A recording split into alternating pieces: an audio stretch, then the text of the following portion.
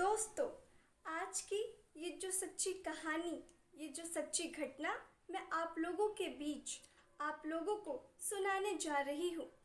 इस कहानी को, इस सच्ची घटना को सुनने के बाद आपका भी लोगों पर से विश्वास उठ जाएगा।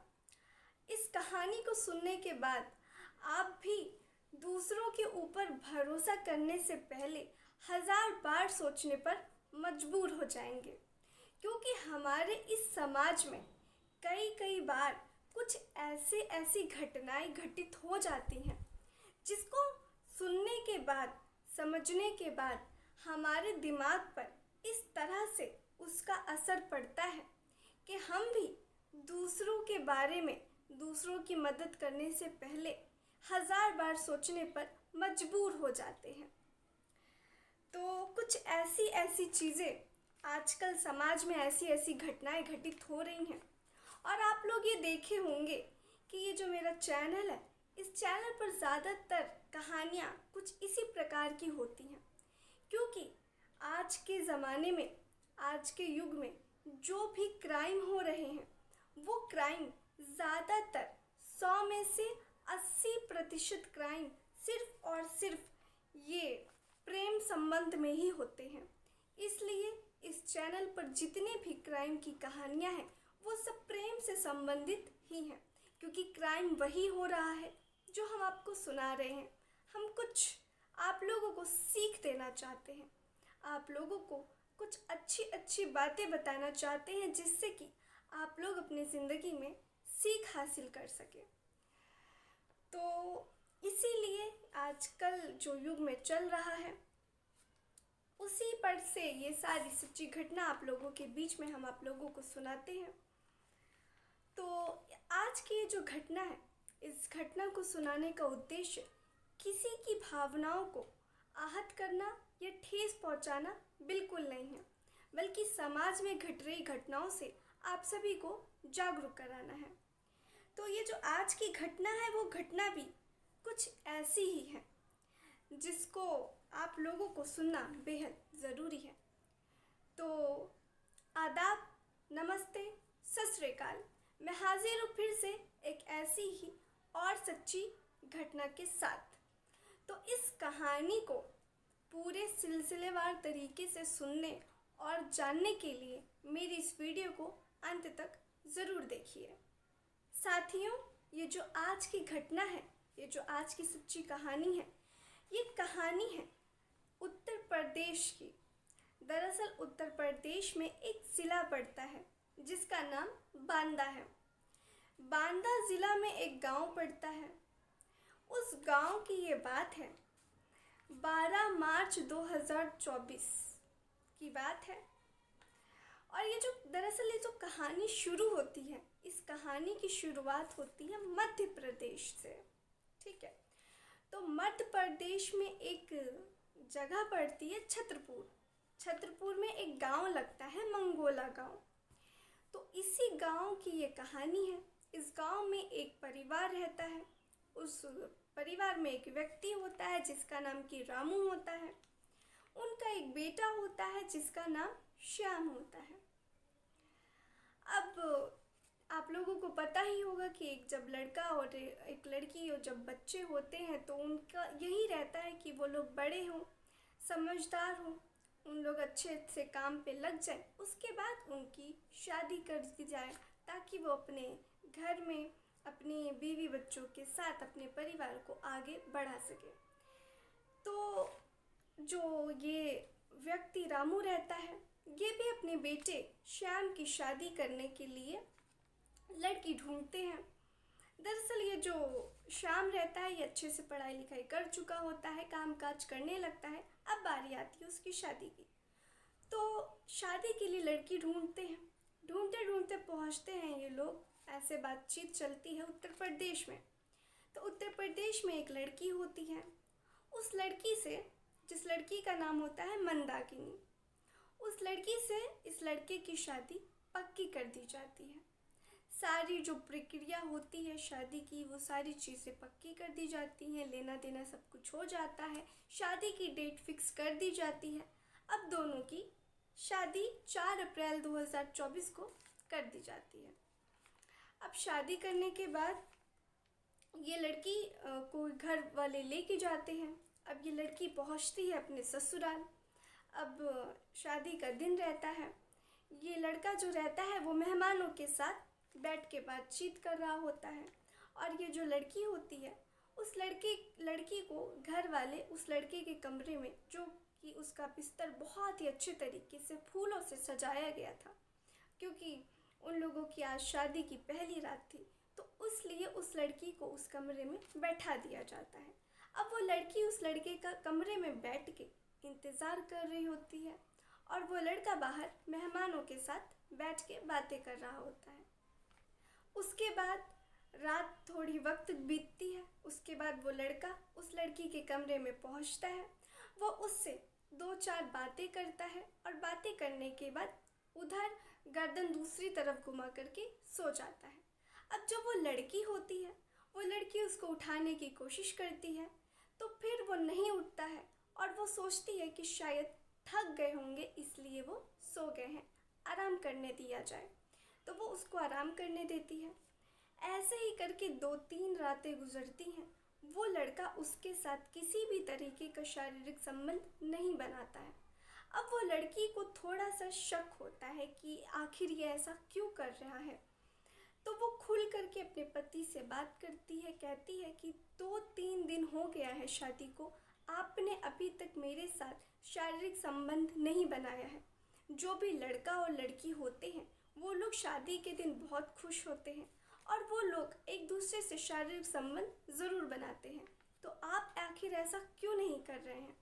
तो वो लड़का बताता है कि ये शादी जो है वो मैंने अपनी मर्ज़ी से नहीं की है, ये शादी मेरे घर वालों ने करवाई है। और वो लड़का बताता है कि मैं पति बनने के लायक नहीं हूँ, मतलब कि उसमें दोष है कोई। अब जब ये बात वो लड़की सुनती है तो उसको तो कुछ समझ ही नहीं आ रहा होता है कि आखिर ये क्या कह रहे हैं। उसके बाद ये लड़की जब अपने घर पहुंचती है, शादी के 2-3 दिन के बाद जब वहाँ के लोग लेने आते हैं लड़की को, तो वो जब घर जाती है तो घर पे अपने मम्मी पापा और अपने घर वालों को बताती है कि ऐसी ऐसी बात है। अब घर वाले परेशान हो जाते हैं कि ये तो हमारे साथ धोखा हुआ है, ये एक नपुंसक लड़का है जिसकी शादी हमारी बेटी के साथ झूठ बोल कर के, धोखा दे कर के करवा दी गई है। अब तो हमारी लड़की की ज़िंदगी बर्बाद हो गई, खराब हो गई है। अब ये जो रहते हैं गांव में, ये लड़की घर जाने से वापस अपने मना कर देती है। फिर गांव में एक पंचायत बिठाई जाती है। उस पंचायत में बातचीत की जाती है कि इस लड़के के बारे में, इसमें क्या दोष है, इसका इलाज करवाया जाए या फिर तलाक किया जाए या फिर क्या किया जाए। तो गांव के लोग एक मौका देते हैं पंचायत में उस लड़के को कि इस लड़के को अपनी मर्दानगी साबित करने का एक और मौका देना चाहिए। अगर वो लड़का अपनी मर्दानगी साबित कर देता है तो ठीक है, वरना इसके खिलाफ और इसके पूरे परिवार के साथ कुछ हमें कार्रवाई करनी चाहिए, क्योंकि एक बेटी की ज़िंदगी ऐसे झूठ बोल करके बर्बाद की गई थी। अब कई बार ऐसा भी होता है कि घर वाले लड़के घर वाले को ये सब चीज़ें अपनी बता देते हैं, लेकिन घर वाले फिर भी उनकी शादी करा देते हैं। उनको पता होता है उनका बेटा किसी काम का नहीं है, वो अपने वंश को आगे नहीं बढ़ा सकता। एक बेटी की ज़िंदगी बर्बाद करनी अच्छी बात नहीं, लेकिन फिर भी वो कर देते हैं क्योंकि उनको अपने घर की काम करने के लिए एक नौकरानी चाहिए होती है, जिसलिए वो सच्चाई जानते हुए भी ऐसे लड़कों की शादी करा देते हैं। तो खैर, उस लड़के को बुलाया जाता है और उस लड़के को इसी लड़की के यहाँ रुकने के लिए कहा जाता है, उसका जो टेस्ट लेने के लिए कि वो आज अगर सही से कर पाता है तो फिर इस शादी को आगे बढ़ाया जाएगा। उसके बाद वो जो लड़का होता है वो उस घर में रुकता है और वो फिर से अपनी मर्दानगी को साबित नहीं कर पाता है। और अब गांव वाले बिल्कुल आग बबूला हो जाते हैं उसके परिवार पे कि इन लोगों ने हमारी बेटी की ज़िंदगी बर्बाद की है। और अब ये जो लड़का रहता है ये वापस अपने घर चला जाता है सुबह में, और यहाँ गांव वाले और लड़की के परिवार वाले काफ़ी ज़्यादा चिंतित होने लगते हैं अपनी लड़की के भविष्य के लिए। अब वो लड़की ऐसे ही दिन बीत जाता है, वो लड़का अपने घर चला जाता है और ये लड़की अपने घर पे रहने लगती है। ऐसे ही दिन बीतता है। कुछ 1 2 3 हफ्ते के बाद जो वो लड़का होता है वो उस लड़की के घर पे वापस से पहुंचता है अपने जीजा के साथ में। अब जब वो वापस से अपने जीजा के साथ में उस लड़की के घर पे पहुंचता है तो उस लड़की के घर में केवल वो लड़की और उसकी माता होती हैं और उसके जो पिता और भाई लोग होते हैं वो बाहर काम से गए होते हैं। तो अब ये जो लड़की होती है ये घर पे अकेली होती है और उसकी माँ होती है। अब ये लड़का जो होता है वो उसके साथ ज़बरदस्ती करने लगता है घर ले जाने के लिए। अब वो लड़की साफ मना कर देती है कि मैं तुम्हारे साथ घर वापस नहीं जाऊंगी, लेकिन वो लड़का फिर भी उसको बोलता है, मनाता है। और उसके बाद जो इसका जीजा होता है वो उस लड़की को किनारे जाने के लिए कहता है कि मुझे तुमसे कुछ किनारे में बात करनी है।